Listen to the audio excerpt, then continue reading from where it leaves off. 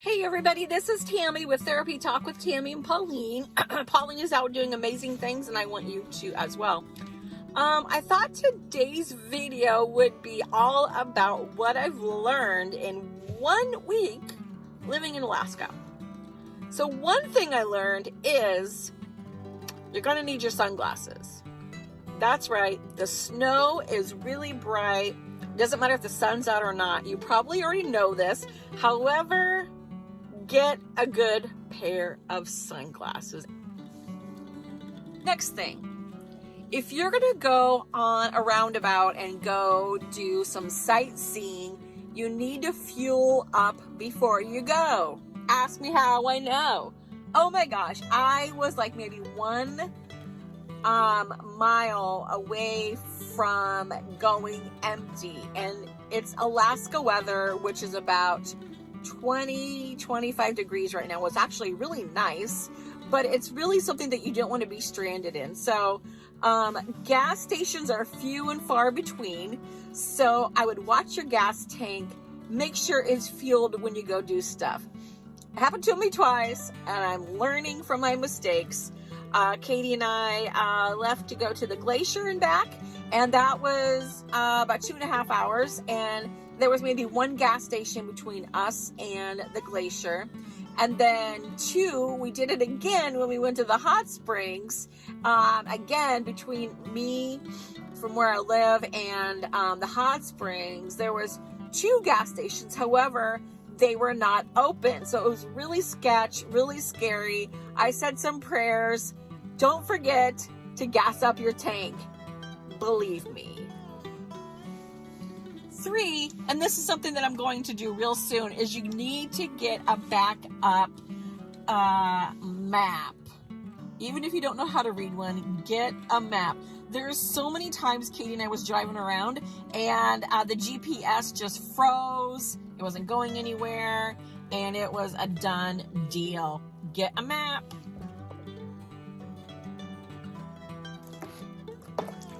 What? I'm living alone now. I didn't drink water like this. Yes, don't drink the water. I was already apprehensive anyway, because when I travel, I do not drink local water because my stomach gets the rumblies and it gets ugly, and you know what is going to happen. So I never drink local water, but they said absolutely do not drink the local water, and it's really bad for your hair. And there's no water towers anywhere, so everybody's water comes from the wells. So there's a lot of concentration of different stuff, and so you have to have a water softener. Now, when I was told this, I hadn't taken a shower yet or washed my hair, but I did notice when I washed my hair, my hair felt really, really dry, and that is something they constantly keep saying. The air is dry, and the elevation makes it a little bit more drier. My throat is actually really scratchy, and it is oftentimes throughout the day. And when I wake up in the middle of the night, I am super thirsty. So it's a very dry climate, even though it's snowing every single day since I've been here. So don't drink the water, and if you can, limit the amount of showers and water that you're using on your skin and hair. If you can, get yourself some bottled water for your hair. So I'm not sure how you guys all feel about that, but that's what I've been told. If you've been in Alaska, I would really be interested in your experience with the water. Something that I haven't experienced yet, once again, but I was told that the moose are very, very aggressive, that they will stomp you and they will really, really hurt you. Another tip is fresh fruit and vegetables this time of year is hard to come by, so watch your prices. The prices on those things are a lot more. So a tip for you, if you are a veggie person and you come up to Alaska, find a good store to find good produce, or get frozen, or wait until the summer months when they have fresh produce.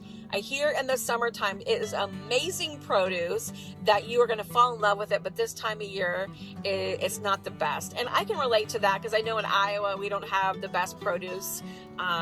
Like I really like fresh grown tomatoes, and even lettuce, fresh lettuce from the garden, cucumbers and zucchini and stuff like that. And this time of year they're rubbery or they're really tough. So that is true for my area. Is that true for your guys' area too? Does your area have good produce in the winter? Let me know. Another tip is Alaska is expensive. You've probably heard it, and it is true. However, my little side note to that is watch your prices on things. I went to the grocery store the other day and bananas was really cheap.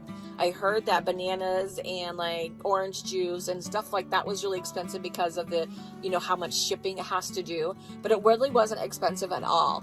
I heard gas was expensive, and I was able to get gas about $4 a gallon in remote Alaska places. And locally in the city of Fairbanks, it's about $3.25, $3.50. So it's honestly not that bad, but there are things that are really, really expensive. So you're going to want to budget your money if you're going to be visiting Alaska or coming to Alaska. If you fly into Alaska, flights up here are very expensive, especially last minute ones, like ones I had to do for my job. Let's talk about Northern Lights. Again, this is another one that I can't speak from experience, but just talking to other people. So I expected to see Northern Lights every single night, and that's not been true. However, I heard that this time of the year, which is April, May-ish, that we're actually April, we're coming on the last end of Northern Lights season. Once it's dark for 24/7 for a while, you're going to for sure be able to see it. I've heard conflicting things, but it seems like the consensus of the locals up here is you're going to find Northern Lights in rural areas, and that makes sense because you want to be away from the city lights. But sometimes you're going to be able to see it in the city as well. Northern Lights usually peak around 2 o'clock to 3 o'clock in the morning this time of the year. Now it's starting to get lighter out, which is something that I wasn't prepared for, but it's starting to get lighter out longer, and you're going to limit the amount of time that you're going to be able to see the Northern Lights. But get out in rural areas, get away from the city, and you have a higher chance of seeing Northern Lights. Another tip, and this one I can tell you from experience, you need to dress in layers. It seems like the weather changes often, frequently, and it's really bizarre at times. So like I said, I've only been here 1 week, and this is what I've learned. I kind of mentioned this tip earlier when I talked about the water, but you're going to get dehydrated really easy up here because of the air and how dry it is. So my tip for you is to stay hydrated. I like the liquid IV packs that you can put in your water to make it flavored. I'm not sure of the nutritional value, but they sell it all over here, and I was familiar with it. It does make me drink more water, and you're just going to want to hydrate yourself, whether it's Gatorade, Powerade, something like that, or just pure water all the time. But you're definitely going to want to hydrate yourself because it's so very dry. So if you have, it's dry air and dehydrates you, you have dry skin, dry hair, you really just want to moisturize yourself from the inside out. I started taking more collagen and more vitamins too, just knowing that I'm not getting as much sunlight and things like that. I'm taking extra D and I'm taking extra C right now for those purposes. Even though it is light out longer, I still feel like I'm going to probably need that. So I'm trying to get ahead of the game and intake a little bit more vitamins. So there is 2 tips in one. 2 tips in one. Hydrate yourself and take your vitamins. If you're not from a winter area, this is going to sound really, really silly, but when I rented the car, it had a plug-in on the front of it. A plug-in. And a lot of places where you go, you will see plug-ins out the outside of buildings and places where you just go, like grocery stores, Walmart, restaurants, and things like that. My Airbnb has a singular port right outside where I park because I don't have a garage, and it's a plug-in. And the reason for that is you're going to want to have a plug-in on your car in the winter months to keep the engine block warm. So that's going to prevent you from having to get jumper cables and stuff like that. I'm not very technical when it comes to cars, when it comes to stuff like that, but I do remember when I was in Minnesota, we had the same thing. We had ports, electric ports where you plug in your car to keep your car warm in the winter. So it's very, very important. I'm pretty sure any rental car that you get in Alaska is going to automatically have it. So if you don't know about it, you do now. That's what it's for. Speaking of rental cars, so when you get the rental car too, it's going to come with a snow windshield scraper thing. So I thought that was pretty cool. It's the first time I ever rented a car, because usually when I go on vacation, I go to like beach and really tropical environments. So when you get a rental car, you're going to have a snow scraper that comes with it, which is very helpful, and I've used every single day that I've been here.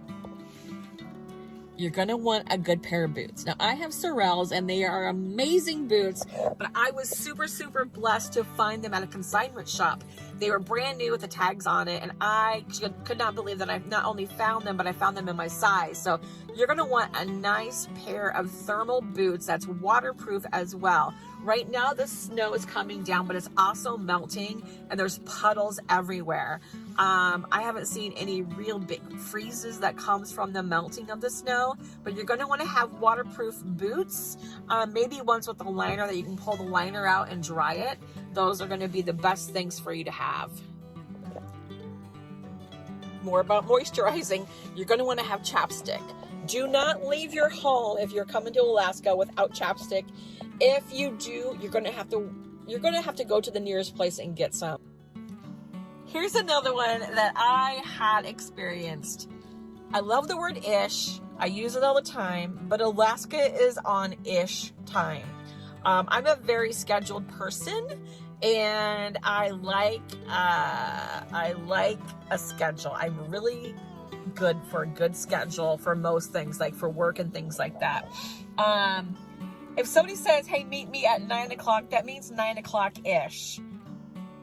Speaking of something else I learned, I did not realize I learned so many things in just 1 week.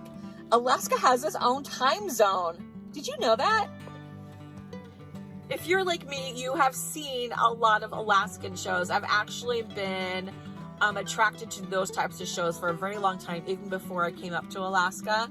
And what I want you to know is that a lot of people live in poverty or below poverty. And if you can donate to the homeless shelter, if you can donate to like the Goodwill or things and resources like that, or food shelf, it would be really nice of you to do that.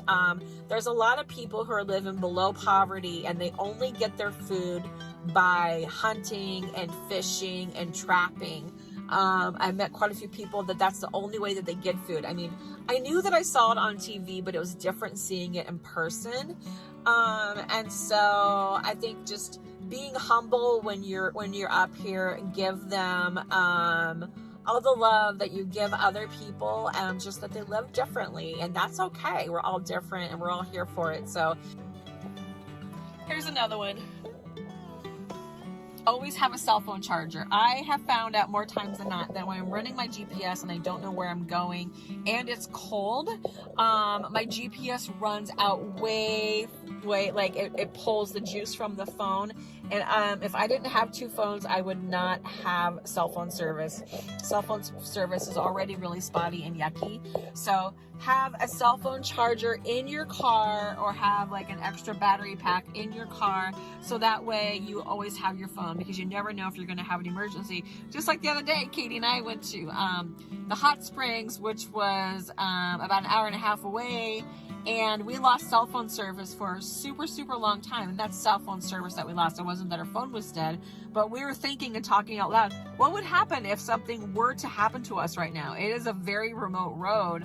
How long would it take for somebody to find us? So I started thinking about things I need to get in my car for those situations. So extra blankets, maybe I have a gallon of water in here, extra clothes, and just stuff like that to help you out if you get stranded, because you never know. take advantage of the sun. When the sun is out, get out in it. We need the sun. It had been cloudy here every single day since I got here, and one day it was sunny and it was a beautiful roll footage.